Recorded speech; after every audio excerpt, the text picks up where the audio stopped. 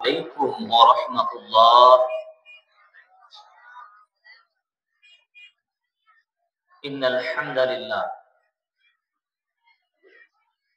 والصلاة والسلام على رسول الله وعلى آله وصحبه أجمعين. أما بعد، أعوذ بالله من الشيطان الرجيم.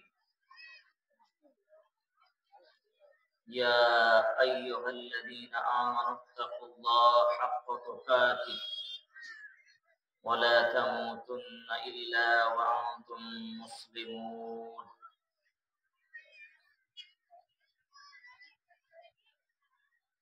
وقال الله تعالى في موضع آخر: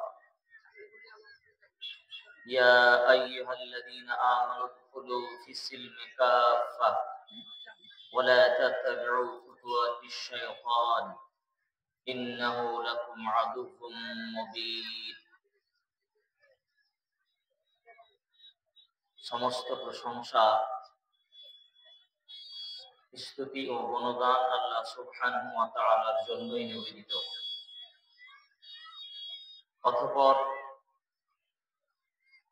শান্তি অবতীর্ণ হোক আমাদের নবী মুহাম্মদ সাল্লাল্লাহু আলাইহি ওয়াসাল্লামের প্রতি। সম্মানীয় এলাকাবাসী, আপনাদের সামনে আজকে আমি নতুন আপনাদেরকে একটা জিজ্ঞাসা শুরুতেই করছি। আমার মনে বারবার দুটো জিনিস ধাক্কা খাচ্ছে যে আমি কোন বিষয়টা আলোচনা করব। যে বিষয়টা বেশি প্রয়োজন আপনাদের এলাকায় মনে করেন সেটা আমাকে একটু সাজেশন করবেন। আমি দুটো বিষয় মনে মনে ঠিক করেছি। এক, বর্তমান ভারতে মুসলিমদের যে অবস্থা, এটা আমরা তো জানি। বর্তমান ভারতীয় মুসলিমদের যে করুণ অবস্থা, এই প্রেক্ষিতে মুসলমানদের করণীয় কি, এই বিষয়ে আলোচনা করব, নাকি যেহেতু এটা মাদ্রাসার জালসা, বৈঠকে মা বোনেরাও রয়েছেন, আপনারাও রয়েছেন, যে পারিবারিক কোনো বিষয় নিয়ে আলোচনা করব। পারিবারিক কোনো বিষয় আলোচনা করব, না প্রথমে যেটা বললাম সেটা আপনাদের জিজ্ঞাসা করছি।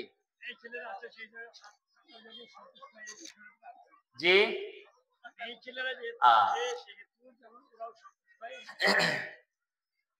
আসলে দুটোই গুরুত্বপূর্ণ বিষয়, কোনোটাকেই ছাড়তে পারছি না। আচ্ছা, আমি কিছু আলোচনা করি ইনশাআল্লাহ। এতে আমি শুরুতে একটু অনুরোধ করব উপস্থিত বৈঠকের মা ও বোন, প্রিয় ভাইদের সকলকেই, যে আলোচনাকে একাগ্রতার সাথে খুবই ধ্যান মন দিয়ে শুনবেন। এই আলোচনা আপনার জীবনের জন্য অবশ্যই গুরুত্বপূর্ণ কিছু উপকার নিয়ে আসবে ইনশাআল্লাহ, যদি আপনি আলোচনাকে পালন করার চেষ্টা করেন।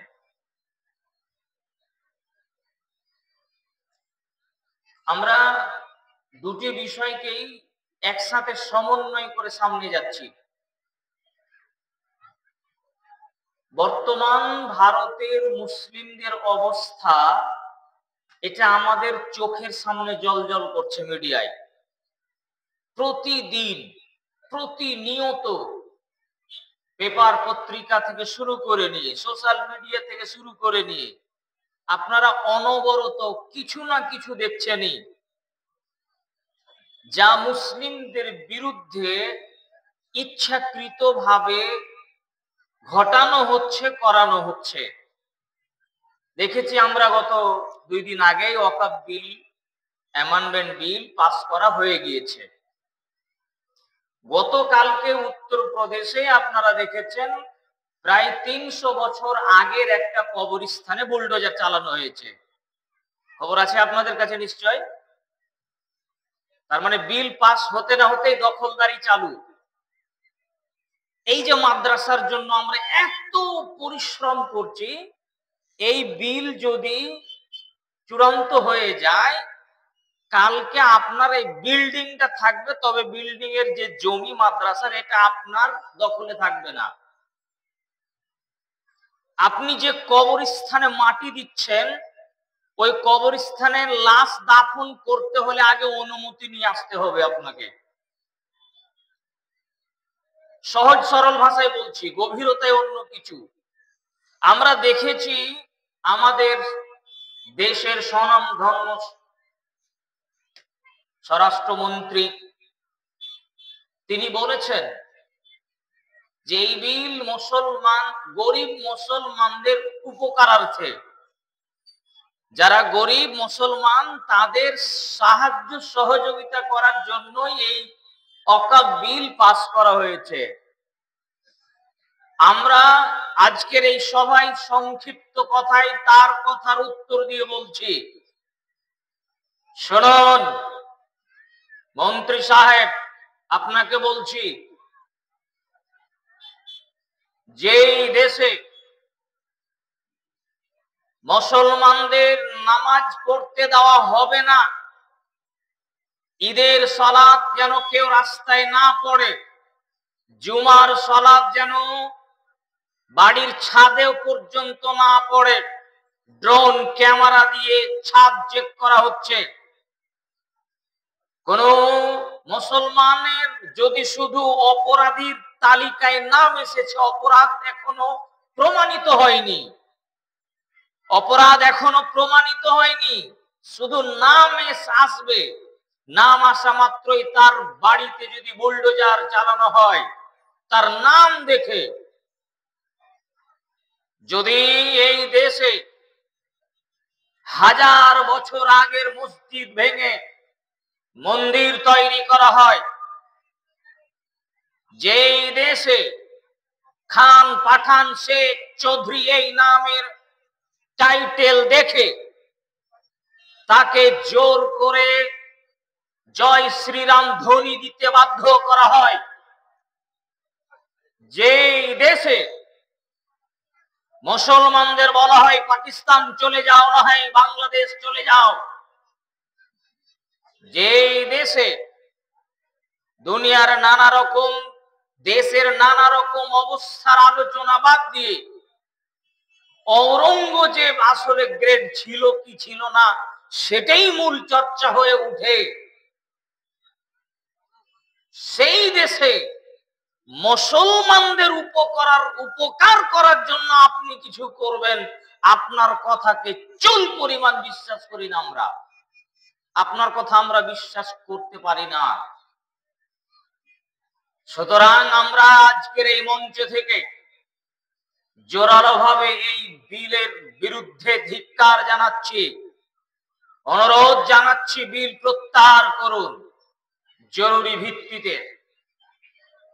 সম্মানীয় উপস্থিতি, আমরা এবার আপনাদেরকে কিছু বলতে যাচ্ছি। উপস্থিত জনগণ, সোশ্যাল মিডিয়াতে আলোচনা যাচ্ছে, যাবে, আমাদেরও মুসলিম উম্মার কিছু করণীয় আছে। সারা পৃথিবীতে মুসলমান জাতির দুর্দশা আর দুর্দিন শুরু হয়েছে। আপনাকে সংক্ষিপ্ত করে কয়েকটা কথা বলে নিচ্ছি, তারপরে পারিবারিক কিছু কথা অবশ্যই বলবো। আমার দিকে এক খেয়ালি ভাবে চেয়ে থাকার জন্য অনুরোধ করছি। মাইকের শব্দ যে যেখান থেকে যে অবস্থায় শুনতে পাচ্ছেন, সমস্ত দিনী ভাই ও বোনদের নিকটে জোরালো আবেদন পেশ করে বলতে চাচ্ছি, জোরালো প্রস্তুতি গ্রহণ করুন আলোচনা শ্রবণ করার জন্য। অল্প সময়ের জন্য কিছু গুরুত্বপূর্ণ কথা আপনার সামনে উপস্থাপন করব ইনশাআল্লাহ। সম্মানীয় মুসলিম জাতি, আপনারা আমার কথার দিকে একটু ধ্যানমগ্ন দেন। বর্তমান পরিস্থিতিতে আমাদের কি করণীয় হতে পারে? সূচনায় একটা কথা বলি, ওরা চায় পৃথিবী থেকে মসজিদ উঠিয়ে দিতে, ওরা চায় পৃথিবী থেকে মাদ্রাসা তুলে দিতে, ওরা চায় মুসলমানদের অস্তিত্ব হারিয়ে দিতে। আমরা চাই ওরা যত মসজিদ ভাঙবে তার চেয়ে 3 গুণ মসজিদ প্রতিষ্ঠা করেই ছাড়বে ইনশাআল্লাহ। ওরা চায় এই আমাদের মাদ্রাসাগুলো উঠিয়ে দিতে, আমরা চাইবো আমাদের একটি মাদ্রাসার জায়গায় এই মাদ্রাসা থেকে আরো বৃহত্তর মাদ্রাসা এই অঞ্চলে, প্রত্যেক অঞ্চলে প্রতিষ্ঠা করেই ছাড়বো ইনশাআল্লাহ। আমাদের অনেক করণীয়, এ নিয়ে বিশদ আলোচনা দরকার, সময় সাপেক্ষে কোনদিন হবে। আজকের জন্য জরুরি শুনুন, আমার দিকে কথা শুনুন। বর্তমান ভারতে আমাদের মুসলিম জাতির প্রতি চরমতম নির্যাতন চলছে, কথা অস্বীকার করার কিছু নেই, মেনে নিতে হবে। আর জেনে রাখেন আর একটা কথা, এটা আপনি ধরে নিয়েন না যে সরকার পক্ষ বা বিজেপি সরকার বা তাদের দালালেরা বা তাদের পোষা গন্ডারা অত্যাচার করছে বিধায় অন্য কোন দল আপনাকে বাঁচাবে, এই আশা যেন আপনার অন্তরে চুল পরিমাণ না থাকে। মুসলমানদের কোন রাজনৈতিক দল নেই, এটা আপনি ধরে নেন। আসলে মুসলমান হচ্ছে রাজনীতির সিলেবাস, আমরা রাজনীতির সিলেবাস, আমরা সব দলের সিলেবাসে আছি, সবাই আমরাকে নিয়ে রাজনীতি করতে চায়, আমাদেরকে নিয়ে রাজনীতি করতে চায়। হ্যাঁ, মুসলমানদের এই হচ্ছে আমরা তোমাদের সাথে আছি, কাজের সময় কেউ থাকবে না। সম্মানীয় উপস্থিতি, করণীয় কি হতে পারে আমাদের জন্য? নাম্বার 1, জরুরি কথা, 2 মিনিট।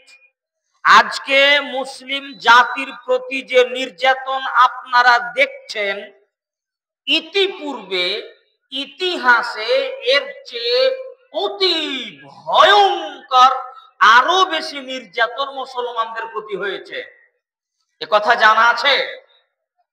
মঙ্গলদের ইতিহাস, তাতারদের ইতিহাস, বানি ইসরায়েলদের ফেরাউনের ইতিহাস, তারা কি মুসলিমদের প্রতি নির্যাতন করেনি? করেছে তো। আপনারা জানেন মঙ্গলদের ইতিহাসের কথা, তাতারদের ইতিহাসের কথা। মঙ্গোলীয়রা প্রায় 1 সপ্তাহ অথবা 10 দিনে 40 লক্ষ মুসলমানকে হত্যা করেছিল। 40 লক্ষ মুসলমান 10 দিনে হত্যা করেছিল। আপনারা ফেরাউনের কথা শুনেছেন না? বানি ইসরায়েলদের সন্তান হলে ছেলে সন্তানকে হওয়া মাত্রই জবাই করে দিত, শেষ করে দিত। আচ্ছা বলেন তো, বদরের প্রান্তরে কাফেরদের সংখ্যা বেশি, রাসূল সাল্লাল্লাহু আলাইহি সাল্লামের জামানায়, অন্যান্য নবীদের জামানায়, সর্বযুগে সর্বকালে ইসলামের বিরুদ্ধে, মুসলমানের বিরুদ্ধে অপশক্তি আর এই কুচক্রীরা সারা জীবনই কুচক্র রচনা করেছে, এটা জানেন না? এবার আপনাকে আমি বলছি, ইতিহাসে ফেরাউন, নমরুদ, কারুন, হিটলার আরো যারা এসেছিল, তারা যে অত্যাচার করেছে মুসলমানদের প্রতি, মুসলমানদের পৃথিবী থেকে শেষ করতে পেরেছে? কি বলছেন, পেরেছে? আগামীতে যদি আরো 100 বছর মুসলমানদেরকে ধ্বংস করার চেষ্টা করে, তাহলে কি পৃথিবী থেকে মুসলমান শেষ হয়ে যাবে? তাও শেষ হবে না। তাহলে ওই সময়ের মুসলমানেরা কিভাবে বেঁচে এসেছিল? ফেরাউনের হাত থেকে কিভাবে মুসলমান রক্ষা পেল? মঙ্গোলীয়দের হাত থেকে কিভাবে মুসলমান রক্ষা পেল? ওই যুগের মুসলমানেরা যেভাবে উত্তরণ ঘটিয়েছিল, আমাদেরকে ওই ইতিহাস একটু ফলো করা লাগবে আমাদের বাঁচার পথের জন্য। কি করণীয়টা ছিল? আপনাকে একটা কথা বলি। উমর রাদিয়াল্লাহু তাআলা আনহু জেরুজালেম, বাইতুল মুকাদ্দাস বা আল আকসা বিজয় করেছিলেন। আপনারা এখন দেখছেন এই ইসরায়েল ফিলিস্তিনে দিন দুপুরে লক্ষ লক্ষ নারী পুরুষকে হত্যা করছে। সেই সময় ওমর রাদিয়াল্লাহু তাআলা আনহুর যুগে, ওমর রাদিয়াল্লাহু তাআলা আনহুর হাতে খ্রিস্টান পাদ্রীরা, খ্রিস্টান জগৎ ওমর রাদিয়াল্লাহু তাআলা চাবি তুলে দিয়েছিল। যদি আমরা আমাদের ইতিহাসটাকে পিছনে দেখি, তাহলে এখন একটু বিচার করা সম্ভব। কি সেটা? সেটা হচ্ছে সেই যুগের মুসলমানেরা যেমন ছিল আমাদেরকেও ওই রকম মুসলমান হতে হবে। কেমন কথা? ওই যুগের মুসলমান আপনার মতো মুসলমান ছিল না। ওই যুগের মুসলমান আমার মতো ধোঁকাবাজ, প্রতারক, মিথ্যুক, জুয়াখোর, সুদখোর, বেঈমান এত নাছোড় মুসলমান ছিল না। তাদের আখলাক আর চরিত্র উন্নত ছিল, এই কারণে তাদের হাতে রাজত্ব ছিল। একথা রাসূল সাল্লাল্লাহু আলাইহি সাল্লাম বলেছেন। রাসূল সাল্লাল্লাহু আলাইহি ওয়াসাল্লাম বলেন, ইন্নাল্লাহা ইয়ারফাউ বিহাযাল কিতাবি আকওয়ামান ওয়া ইয়াদাউ বিহি আখারিন। সহিহুল মুসলিম হাদিস নাম্বার 117। নবী করিম সাল্লাল্লাহু আলাইহি সাল্লাম বলছেন, নিশ্চয় এই কিতাব আল কোরআন, এই কোরআন দিয়ে আল্লাহ কোন জাতির উত্থান ঘটান আর এই কোরআন দিয়ে কোন জাতির ধ্বংস ঘটান। কোরআনের মাধ্যমে কোন জাতি বিজয় লাভ করে, কোরআনের মাধ্যমে কোন জাতি ধ্বংস হয়ে যায়। শুনে রাখবেন কথা, জোরালো কথা বলছি। স্পেনের মাটিতে মুসলমান 850 বছর রাজত্ব করেছে। ভারতের মাটিতে, অখণ্ড ভারতে মুসলমান রাজত্ব করেছে 750 বছর। ইউরোপ থেকে শুরু করে নিয়ে, এশিয়া থেকে শুরু করে নিয়ে অর্ধ পৃথিবী মুসলমান বিজয় লাভ করেছে, অর্ধেক পৃথিবী মুসলমান শাসন করেছে। কিসের বলে, কিসের শক্তি? তাদের হাতে কি কোনো বোমা ছিল, যুদ্ধ বিমান ছিল? কিসের এই শক্তি তাদের হাতে ছিল? সারা পৃথিবী, অর্ধ পৃথিবী তারা শাসন করলো। এটাই মূল শক্তি। ইন্নাল্লাহা ইয়ারফাউ বিহাযাল কিতাবি আকওয়ামান। এই কিতাব যতদিন তাদের হাতে, তাদের বুকে, তাদের বিধানে, তাদের জীবনে ছিল, ততদিন আল্লাহ তাদের সম্মানিত করে রেখেছেন, তাদেরকে রাজত্ব দিয়ে রেখেছেন, তাদের ক্ষমতা দিয়ে রেখেছেন। যেই দিন মুসলমান কোরআন ছেড়েছে, যেই দিন মুসলমান ইসলাম ছেড়েছে, যেই দিন মুসলমান শরীয়ত থেকে দূরে সরেছে, সেই দিন তাদের পতন শুরু হয়েছে। আপনি এটা মানেন আর না মানেন, বাস্তবতা এটাই, বাস্তবতা এটাই যে আপনি ইসলাম পরিত্যাগ করেছেন, আল্লাহ আপনাকে লাঞ্ছিত করেই ছাড়বেন। সুতরাং মহান আল্লাহ বলেন, ইয়া আইয়ুহাল্লাযীনা আমানু দুখুলু ফিস-সিলমি কাফা ওয়া লা তাত্তাবিউ খুতুওয়াতিশ শাইতান ইন্নাহু লাকুম আদুউম মুবিন। হে পৃথিবীর মুমিন মানুষ শোনো, হে পৃথিবীর মুমিন মানুষ শোনো, তোমরা ইসলামের মধ্যে পরিপূর্ণ প্রবেশ করো। আমানু দুখুলু ফিস-সিলমি কাফা, পরিপূর্ণভাবে ইসলামের মধ্যে প্রবেশ করো, আংশিক নয়, পুরোটাই ইসলামে প্রবেশ করা লাগবে। আপনাকে একটা উদাহরণ দিই, আপনারা রাত্রিবেলায় যখন ঘুমান তখন মশারি টাঙিয়ে ঘুমান, মশারি টাঙিয়ে ঘুমান তো মশারি টাঙিয়ে ঘুমানোর সময় আপনার পুরো বডি, পুরো দেহটাকে মশারির ভিতরে রাখেন না দেহের কোন অংশকে মশারির বাইরে রাখেন? হাতটাকে বাইরে রাখেন, মাথা কি কেউ বাইরে রাখেন? বডির কোন অংশটা মশারির বাইরে রাখেন না। কেন?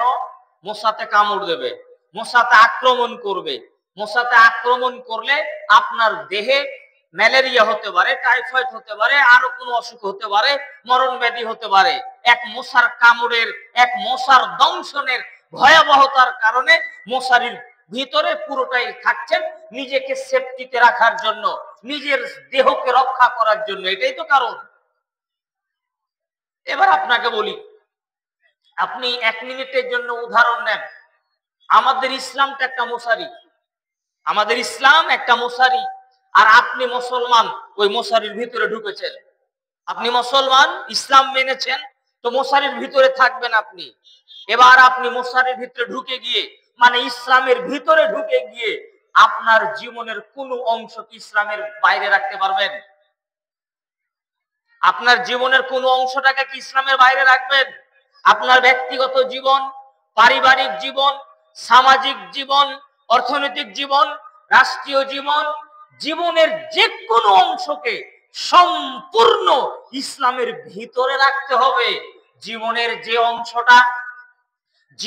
যে অংশটুকু আপনি ইসলামের বাইরে রাখবেন, সেই অংশটুকুই বাইরের শয়তান, বাইরের নানামুখী ইবলিস শয়তানের আক্রমণ দ্বারা আক্রান্ত হতে হবে। আজকে আপনি বলছেন মুসলমান, আমি বলছি মুসলমান, আপনি বলছেন মাদ্রাসা আমাদের, আপনি বলছেন মাদ্রাসা আমাদের, আপনি মাদ্রাসার সেক্রেটারি, আপনি মাদ্রাসার ক্যাশিয়ার, আপনি মাদ্রাসার সভাপতি, মাদ্রাসার জন্য কাজ করেন, মাদ্রাসার জন্য গলায় আওয়াজ উঠান, অথচ আপনার ছেলেটাই মাদ্রাসায় পড়ে না। হয় না এরকম? প্রায় মাদ্রাসায় তো যারা মাদ্রাসার কমিটি তাদের ছেলে কম আছে, দেখেন আপনি। আপনার মাদ্রাসায় থাকতে পারে, আমাদের এলাকার কথা বলছি। কেন নাই? কেন নাই? আচ্ছা আপনারা বলেন আরেকটা কথা, আপনারা কি জানেন আল কোরআন কার বাণী? কার বাণী? আল্লাহর বাণী। আল কোরআনের প্রত্যেকটা শব্দ বর্ণ কার? আল্লাহ তাআলার। এতে কোনো ভুল নেই, কোনো চুক নেই, কোনো সন্দেহ নেই। এটা আপনারা জানেন। জানেন কি প্রত্যেক মুসলমানকে কোরআন পড়া লাগে? হ্যাঁ কি না? লাগে না? লাগে না? অবশ্যই তিলাওয়াত করতে হবে, অবশ্যই পড়তে হবে। আপনি যে বললেন কোরআন আল্লাহর বাণী, কোরআন পড়তে হবে, মাদ্রাসা রাখতে হবে, মসজিদ করতে হবে, আপনি নিজে কিন্তু কোরআন পড়তে জানেন না। কোরআন আপনি নিজে পড়েন না, পড়তে জানেন না। আপনি নিজে বেনামাজি নামাজ পড়েন না, মসজিদ আপনার চাই। মাদ্রাসায় আপনি পড়বেন না, পড়াবেন না, মাদ্রাসা আপনার চাই। তাহলে আপনার মতো কোয়ালিটির মুসলমান, আপনার মতো এই কোয়ালিটির মুসলমান ইসলামের কি করবে? আর আপনার মতো মুসলমানের আল্লাহর বা কি প্রয়োজন? ধ্বংস আগে আপনি নিজে করেছেন। মহান আল্লাহ বলেন, ইন্নাল্লাহা লা ইউগাইয়িরু মা বিকওমিন, ইন্নাল্লাহা লা ইউগাইয়িরু মা বিকওমিন হাত্তা ইউগাইয়িরু মা বিআনফুসিহিম। তাদেরকে ততক্ষণ পর্যন্ত কোন জাতির পরিবর্তন হতে পারে না যতক্ষণ না সেই জাতি নিজেদের পরিবর্তন করেছে। নিজেদের পরিবর্তন করব না, শুধু অন্যকে গালি দিয়ে পার। সম্মানীয় উপস্থিতি, সুতরাং বিশেষভাবে আমাদের জন্য জরুরি কথা হচ্ছে এই যে নিজেকে পরিবর্তন করুন, প্রকৃত মুসলমান হন, প্রকৃত মুসলিম মুমিন হন, ইসলামের ভিতরে থাকুন। নামের অস্তে, নামকে অস্তে মুসলমান হলে চলবে না। গুরুত্বপূর্ণ কথা এখানে আরেকটা, যারা বাতিল ধর্মের অনুসারী, যারা মিথ্যা ধর্মের অনুসারী, যারা বাতিল ধর্মের অনুসারী, যারা মিথ্যা ধর্ম পালন করে, তারা কিন্তু তাদের মিথ্যা ধর্মের উপরে চূড়ান্ত অটল। যারা মিথ্যা ধর্ম পালন করে তারা তাদের ধর্মের উপরে কি শক্ত নয়? অবশ্যই শক্ত। তারা কি তাদের ধর্মকে খাটো করে? দেখেছেন অনেক অমুসলিমকে দেখবেন, দূরে একটা মন্দির আছে, রাস্তা দিয়ে এখান দিয়ে যাচ্ছে, তো ওই দূর থেকে মন্দিরকে দেখে মাথা নত করে, প্রণাম করে, করে কি করে না? তার মানে সে ধর্মের ব্যাপারে চূড়ান্ত কঠোর, তার ধর্মের উপরে সে চূড়ান্ত কঠোর। অথচ তার ধর্মটা কি? সঠিক না বেঠিক? কি বলছেন আপনারা? জানেন না? একমাত্র চূড়ান্ত সত্য নির্ভেজাল ধর্ম কি? এটাও জানেন না? কি শ্রোতা মণ্ডলী, জানেন না? তাহলে আওয়াজ দিচ্ছেন না যে? ভয় লাগছে? দেওয়ালে পিঠ থেকে গেছে, ভয় করে লাভ নেই। দেওয়ালে পিঠ থেকে গেছে, ভয় করে লাভ নেই। কিছুদিন আগে কৃষক বিল পাস করেছিল, করেনি? অবশেষে 700 কৃষক নিহত হওয়ার পরে বিল ফেরত নিয়েছে। এখন ওয়াকফ অ্যামেন্ডমেন্ট বিল পাস করা হয়েছে। ওদের কৃষকদের যদি 700 যায়, মুসলমানদেরকে 7,000 থেকে 7 লক্ষ জীবন যেতে পারে। আমি এটা ইঙ্গিত দিলাম, হবেই এমন কথা নয়, হতে পারে, নাও হতে পারে, তবে প্রস্তুত থাকতে হবে সব দিক থেকে। আমি আগুন ছড়াচ্ছি না, সতর্ক করছি নিজের জাতিকে। সম্মানীয় উপস্থিতি, আপনাকে আমি বলতে চাচ্ছিলাম যে তারা তাদের মিথ্যা আর বাতিল ধর্মের উপরে চূড়ান্ত এবং কঠোর। আপনি মুসলমান হিসাবে আপনার ধর্ম সত্য, আপনার নবী সত্য, আপনার কোরআন সত্য, এটা নির্ভেজাল, চূড়ান্ত। আপনার দ্বীন হক, আপনার দ্বীন, আপনার ইসলাম চূড়ান্ত সত্য হওয়ার পরেও আপনি চূড়ান্ত পর্যায়ের মুসলিম হতে পারছেন না কেন? আপনাকে কি কঠোর মুসলমান হতে হবে না? আপনি এত দুর্বল মুসলমান কেন? আপনি আপনার ধর্মের উপরে কঠোর হন। কঠোর ভাবে ধর্ম পালন করলেই আপনি নাজাত পেতে পারেন। কঠোর ভাবে ধর্ম পালন করা। ইসলামের যে সব নিয়ম নীতি আছে সেগুলোকে অবশ্যই পালন করা। ইচ্ছা হলো মানলা, ইচ্ছা হলো মানলে না। এই যে গত গত মাসে আপনারা তারাবির নামাজ পড়েছেন, ইফতার করেছেন, সাহারি করেছেন, কত কি ইবাদত করলেন। আর যেই দিন ঈদের চাঁদ আপনি দেখেছেন, মসজিদকে বাই বাই টাটা দিয়ে বেরিয়ে চলে এসেছেন। হাজারো মানুষ এই কাজ করেছে। এই সব বেঈমান, নিছক মুনাফিকি আচরণের মুসলমান দিয়ে আল্লাহর কি হবে, দ্বীনের কি হবে? তোমার মতো মুসলমান তো মার খাবে, তোমার মতো মুসলমান তো মার খাবে, তোমার মতো মুসলমান দ্বারা কিছু হবে না। মুসলমান কেমন লাগবে, কিভাবে দ্বীনের উপর তুমি টিকে থাকতে পারো, কিভাবে অটল থাকতে পারো, একটু তোমাকে দেখাই। হে প্রাণপ্রিয় যুবক, তুমি আমার দিকে খেয়াল করো, তোমাকে দেখাচ্ছি দ্বীনের উপর কিভাবে টিকে থাকতে হয়, ইসলামের উপরে কঠোরভাবে কিভাবে টিকে থাকতে হয়। শোনো, পৃথিবীর ইতিহাসে একজন হাবশী গোলামের নাম পাওয়া যায়, বেলাল বিন রাবাহ। হাবশী দেশের কালো কুৎসিত চেহারার অধিকারী বেলাল রাদিয়াল্লাহু তাআলা আনহু। মক্কায় তিনি এসেছিলেন, তার জামানায় তিনি ছিলেন কৃতদাস। কৃতদাস, উমাইয়া বিন খালফের কৃতদাস, কুরাইশদের একজন নিকৃষ্ট কাফের উমাইয়া বিন খালফ তার কৃতদাস ছিলেন। ও বেলাল রাদিয়াল্লাহু তাআলা আনহু আল্লাহ রাসূল সাল্লাল্লাহু আলাইহি ওয়াসাল্লামের নবী হওয়ার পর তিনি ইসলাম কবুল করলে উমাইয়া বিন খালফ তার উপরে নির্মম অত্যাচার শুরু করে। হাতে চাবুক নিয়ে গরম বালির উপর শুইয়ে দিয়ে, বুকের উপর গরম পাথর চাপিয়ে দিয়ে তাকে প্রহার করা হতো, প্রতিদিন মারা হতো, মারতে মারতে রক্তাক্ত করে দেওয়া হতো। বলা হতো, শোনো বেলাল, তুমি মুহাম্মাদের দ্বীন ত্যাগ করো, লাত আর উজ্জার পূজা করো, মুহাম্মাদের দ্বীন ত্যাগ করো, আমাদের দেব দেবী লাত উজ্জা হবল এইগুলোর তুমি পূজা করো। তখন তিনি বলতেন, আহাদ আহাদ আহাদ, আল্লাহ এক, আল্লাহ এক, আল্লাহ এক। তিনি এছাড়া আর কিছু বলতেন না।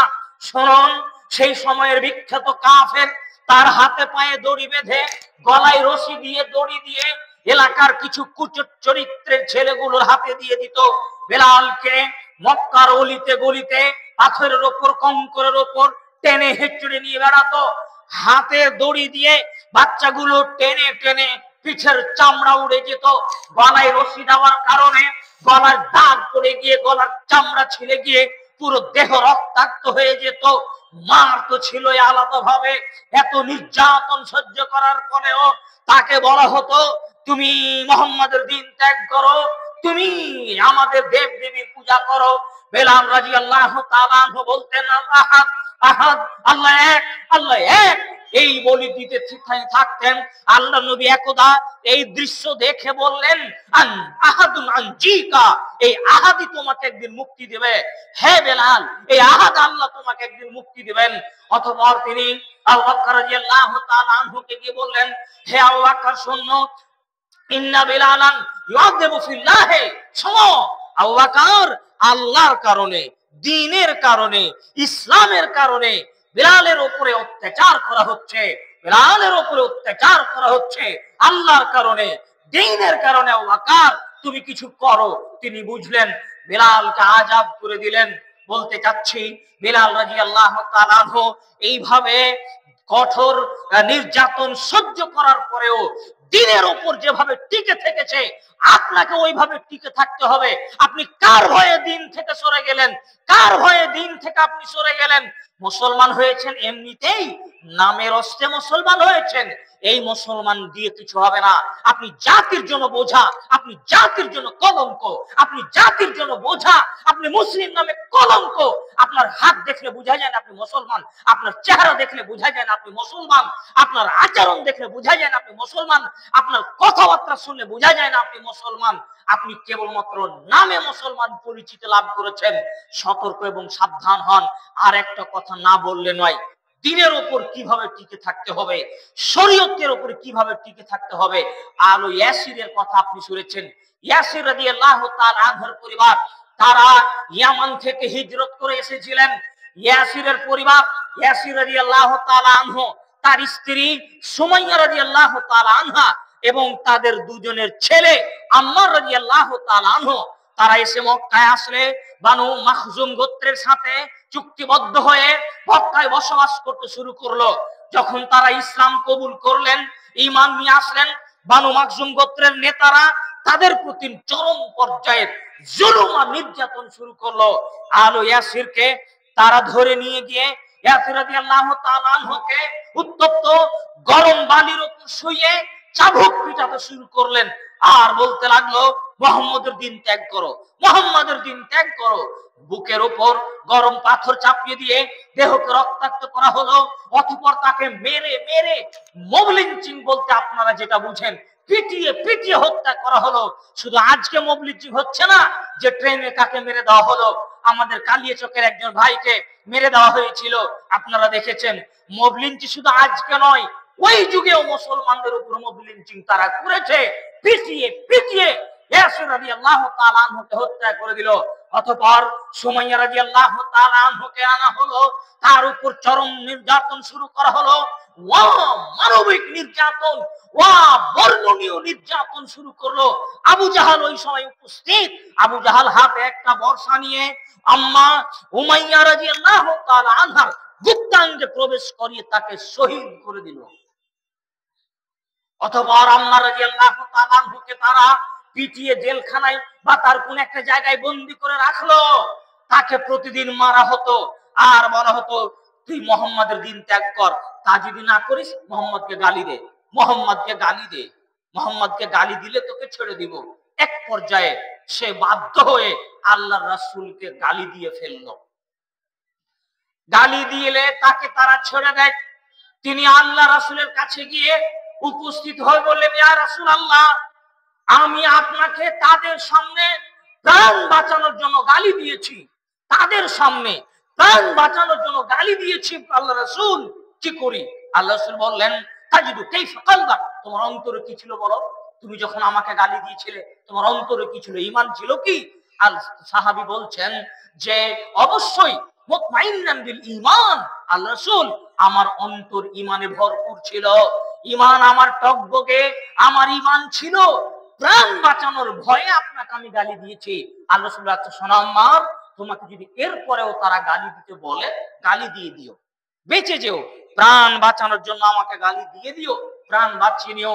উপস্থিত বৈঠকের দিনী ভাই ও বোন বলছি শুনুন, তরুণ যুবক ভাই শোনো, তুমি কেরালা যাও, চেন্নাই যাও, বিভিন্ন দেশে কাজে যাচ্ছ, বিভিন্ন দেশে কাজে যাচ্ছ, ট্রেনে বাসে তোমরা দেখতে পাচ্ছ নানা রকম ভাবে মুসলিম পরিচয়ের জন্য জোর করে তোমাকে জয় শ্রীরাম ধ্বনি লাগাতে বলছে। শোনো একটা জরুরি কথা, শুনে রাখো, এলাকার মানুষ শুনে রাখেন, কেউ যদি হঠাৎ করে ওই সব গুন্ডারা, ওই সব জঙ্গিরা, ওই সব আতঙ্কবাদীরা তোমাকে ধরে নিয়ে যদি বলে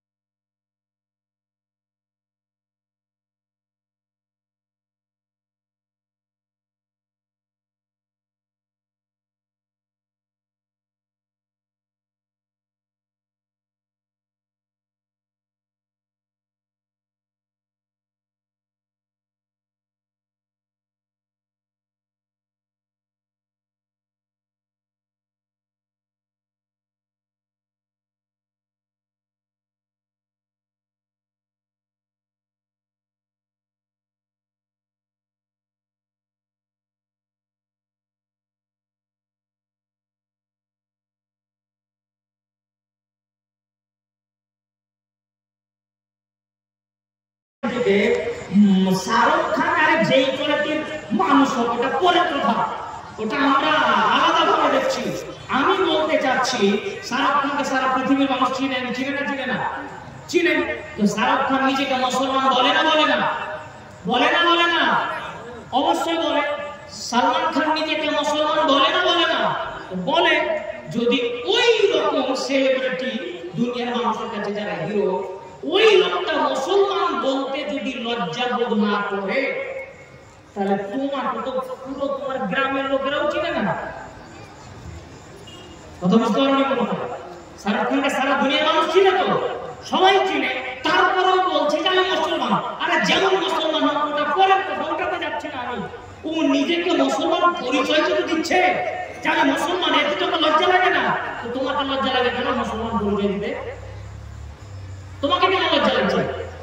তুমি তো আরো বিক্রমে তোমার ভিতরে ঈমান নিয়ে তুমি পরিচয় দিবে যে তুমি মুসলমানের বাচ্চা। সম্মানীয় উপস্থিতি, বলতে চাচ্ছিলাম পরিস্থিতি পরিবেশ অনুযায়ী আমাদেরকে পরিবর্তন হতে হবে। আমাদের দ্বীনের উপরে, আমাদের ইসলামের উপরে আমাদেরকে কঠোরভাবে পালন করতে হবে। বাঁচার পথ এটাই। মনে রাখেন, সমস্ত মিছিল, মিটিং, আন্দোলন, বয়কট যাই করেন না কেন, সর্বাগ্রে নিজেকে দ্বীনের উপর রাখতে হবে। নিজেই আপনি ধর্ম মানবেন না, ধর্মের জন্য লড়াই করবেন। নিজেই আপনি ধর্মহীন, নিজেই আপনি দ্বীনহীন, আর আপনি দ্বীনের জন্য লড়াই করবেন। এই লড়াই আল্লাহ কবুল করবে না।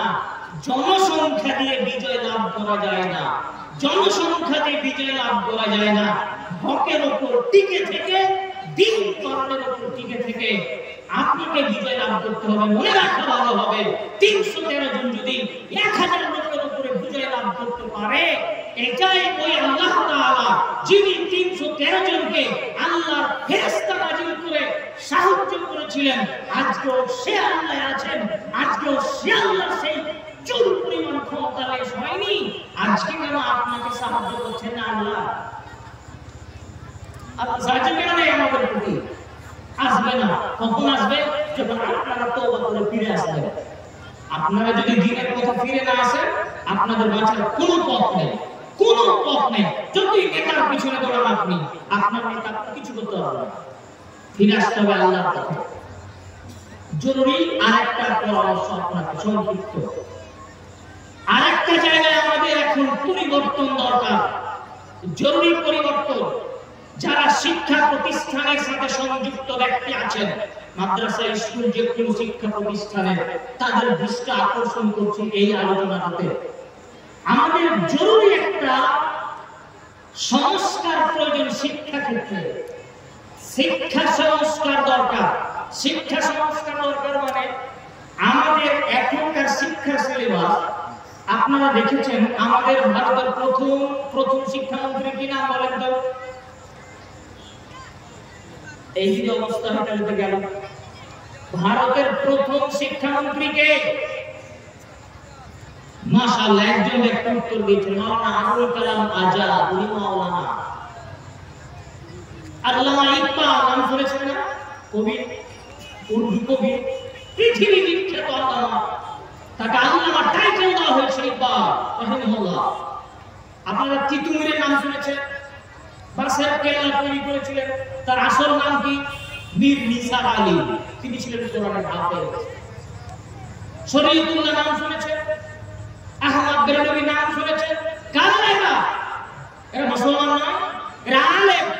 আমি আপনাকে কি বলতে যাচ্ছি, ব্রিটিশেরা যে সময় ভারতে আসে, তারা একটা জিনিস লক্ষ্য করেছিল, একজন মওলানা মানুষ খুতবা দেয়, ওই মওলানাটাই মাদ্রাসায় পড়ায়, ওই মওলানাটাই ফতোয়া লিখে, ওই মওলানাটাই কোর্টের আদালত বিচার করছে। একটা শিক্ষা প্রতিষ্ঠানে একজন মানুষ এতগুলো ডিপার্টমেন্টের কিভাবে ম্যানেজমেন্ট করেন? এরা কোন শিক্ষা শিখে শিক্ষকতা করতে পারে, এরা চাষবাস করতে পারে, এরা মাদ্রাসা মক্তব চালায়, এরা জাজ হিসাবে কাজ করে, এদের কোন শিক্ষা আছে যে এই শিক্ষার বলে এরা সব কাজ করতে পারে? আপনার মাস্টার মশাইকে দেন তো কালকে জুমা পড়াতে, দুই একজন হাতে গোনা করতে পারে। আমাদের মুসলমান যারা মাস্টার আছে, দুই একজন হাতে গোনা ব্যক্তি হতে পারে, কিন্তু হবে না। আচ্ছা, একটা মৌলানা সাহেবকে আপনি খুতবাও দিতে পারবেন, আবার যদি বলেন যে আমাদের একটা ক্লাস করে দাও, ক্লাসও করে দিতে পারবেন ইনশাআল্লাহ। তার মানে শিক্ষার একটা ভাগ হয়ে গেছে।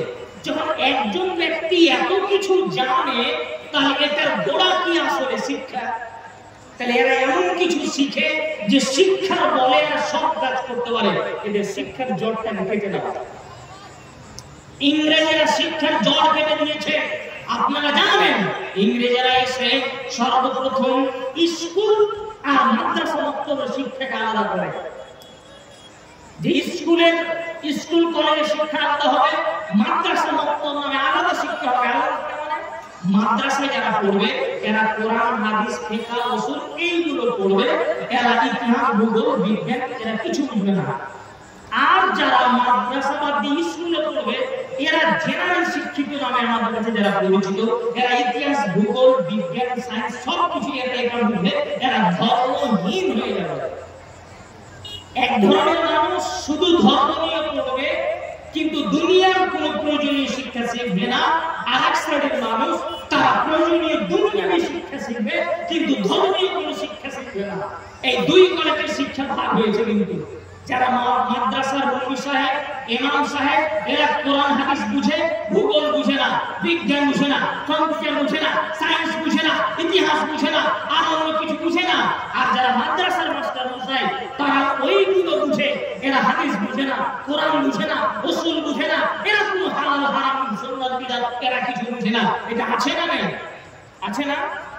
এই যে শিক্ষাতে বদল ঢুকানো হলো, এই কারণে আমাদের ছেলে মেয়েরা এবার পড়ার ক্ষেত্রে আমরা যারা মাদ্রাসায় পড়েছি, আমার তোমার যারা পড়লাম, আর যারা স্কুলে পড়লো ওরা A for apple, B for bat, C for cat শিখলো।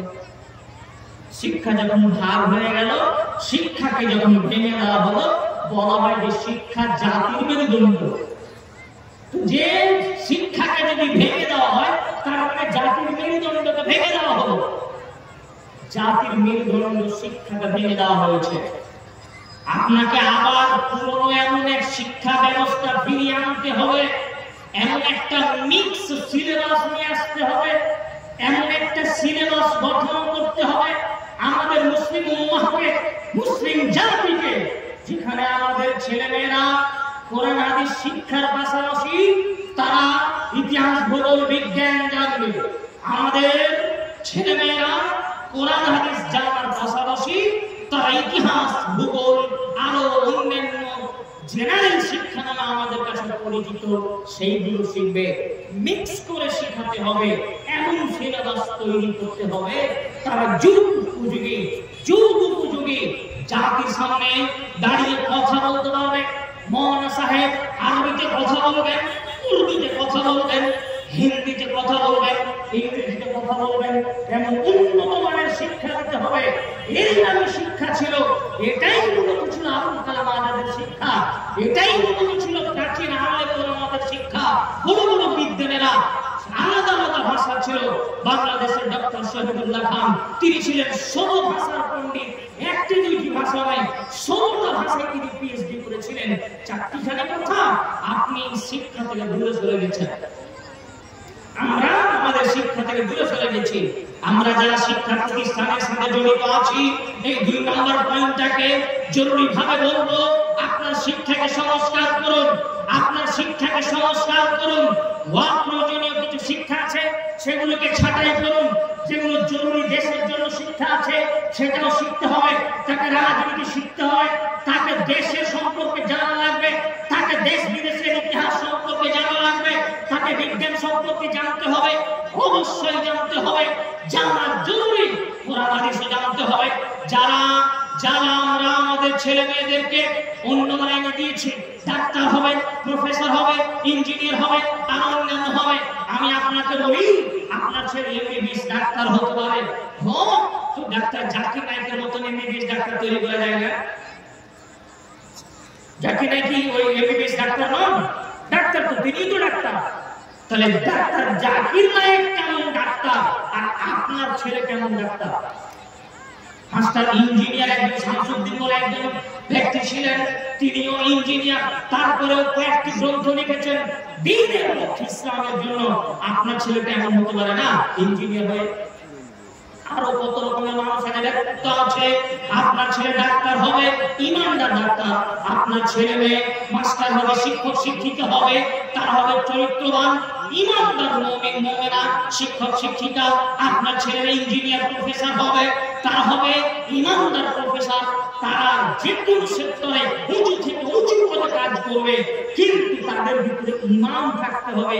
ঈমানহীন ডাক্তার, দ্বীনহীন মাস্টার, ঈমানহীন শিক্ষক, ঈমানহীন শিক্ষিকা আপনার জন্য ইহকালেও বরবাদ করবে, পরকালেও ধ্বংস করবে। শিক্ষা ক্ষেত্রে আপনারা মাদ্রাসাকে শক্ত করার জন্য মজবুত হাত নিয়ে এসেছেন। আমাদের ছেলেরা চাদর নিয়ে আপনাদের কাছে যাবে। আপনারা মাদ্রাসাকে মজবুত করার জন্য শক্ত হাতটা একটি চাদরে রাখবেন। সম্মানীয় উপস্থিতি, সুতরাং শিক্ষা ব্যবস্থায় এই প্ল্যাটফর্মটা তৈরি করতে হবে। আলহামদুলিল্লাহ, বিশেষ করে আমাদের পশ্চিম বাংলার বাংলা মুর্শিদাবাদ বীরভূম এই লাগোয়া অঞ্চলগুলোতে এখন অনেক ডাক্তার মুসলিম তৈরি হয়েছে। আলহামদুলিল্লাহ। আমি আরেকটা অনুরোধ করছি আপনাদেরকে, যারা একটু টাকা পয়সা বেশি আছে, আপনারা তো বলছি একটু শুনুন, একটু শুনুন। যারা আমরা ডাক্তার মাস্টার তৈরি করছি, তাদেরকে বলবো আমাদের সমাজে এখন এক ঝাঁকের ঝাঁক বড় বড় আলেম দরকার। আলেম কিন্তু সমাজ থেকে হারিয়ে যাচ্ছে, বড় আলেম একসাথে দরকার। এটা আপনারা তৈরি করবেন। দুই, আর একটু উঁচুতে যেতে হবে। ডাক্তার থেকে একটু উঁচুতে উঠে গিয়ে উঁচু পদে বিডিও, এসওসি, আইসি, এই যে উঁচু পদগুলো আছে না, এখন এই পদগুলোতে অবশ্যই কিছু মুসলিম ছেলেমেয়ে দরকার হবে। মাথায় রাখবেন, ভারতীয় সুপ্রিম কোর্টের 32 জন জজ রয়েছেন। ভারতীয় সুপ্রিম কোর্টের 32 জন জজ রয়েছেন। 30 জনই হচ্ছে উচ্চ বর্ণীয় বা উচ্চ বর্ণীয় ব্রাহ্মণ সম্প্রদায়ের হিন্দু, আর একজন মুসলমান, একজন খ্রিস্টান। 32 জনের মধ্যে 30 জন তাদের যারা আপনি কেস নিলেন। ফায়সালা কি হবে? ফায়সালা এটাই হবে যে বাবরি মসজিদের নিচে কোনো মন্দির ছিল না। ফায়সালা এটাই হবে, বাবরি মসজিদের নিচে কোনো মন্দির ছিল না, আর বাবরি মন্দির ভেঙেও তৈরি করা হয়নি। তারপরেও ওখানে রাম মন্দির তৈরি হবে কেন? বলে আস্থা, তাদের বিশ্বাস। যেহেতু রামলালা এখানে জন্মগ্রহণ করেছেন, ওই বিশ্বাসের উপর ফায়সালা দিয়ে দিলাম। কোর্টে কি করবেন আপনারা? সবই তো তার, জজ তার, উকিল তার, ব্যাংক তার, পুলিশ তার, এমপি তার, এমএলএ তার, ছোট নেতা, বড় নেতা, মাস্টার, গুন্ডা, সবই তার। আপনি কি করবেন? আপনাকে ওই জায়গায় ওই উঁচু লেভেলের অফিসার যেতে হবে। আপনাকে আপনার ছেলেকে তৈরি করতে হবে। রাখাল তৈরি করার চেষ্টা করবেন না।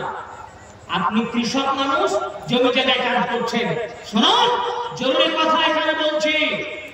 আপনার ছেলে মেয়েকে লেখাপড়া করার জন্য, উচ্চ শিক্ষা দেওয়ার জন্য, উঁচু মানের ব্যারিস্টার, উকিল, ওসি, ডিসি, এমপি আরো উঁচু জায়গায় পাঠানোর জন্য লক্ষ টাকা খরচা করতে হবে।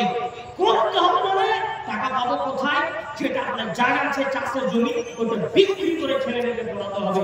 পড়াতেই হবে, ছেলে মেয়েকে বিদ্যা দিতেই হবে, শিক্ষা দিতেই হবে। জায়গা জমি বিক্রি করে ছেলে মেয়েকে পড়াবেন। টাকা যেখান থেকে পাবেন, জায়গা বিক্রি করতে করতে যখন দেখবেন নিজের ঘর ছাড়া আর জায়গা নেই, কিন্তু ছেলের জন্য, মেয়ের জন্য শিক্ষা প্রয়োজন, টাকা এখন লাগবে, কি করব? তখন আপনি বাড়িতে ছাদ করেছেন, ছাদ করা লাগবে না।